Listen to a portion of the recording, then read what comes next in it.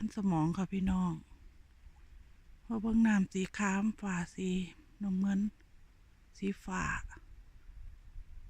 ลมอ่อนๆอยากฟังเสียงนก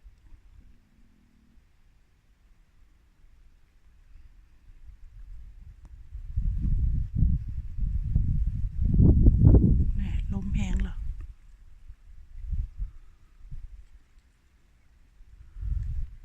เสียว่าพี่น้องมือนี่ยางปลายางได้รอบเกาะเลยโอ้ปลาคือเก่งค่ะแต่ว่ามือนี่ปลางงแท้คนก็ยางหลายเด้อค่ะว่ามันบ่หลายก็ทักทายกันไปเรื่อยบางกับมาจักรยานบางกับมาผัวเมียบางกับมากับหมา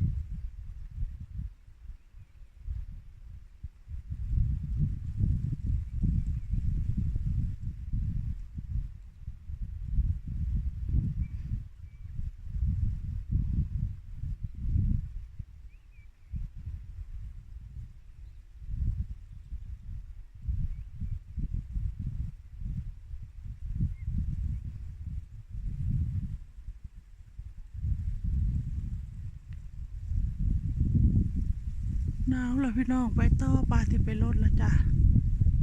โอ้ยหนาวเริ่มลมแพงขึ้นมาแล้วจ้ะพี่น้อง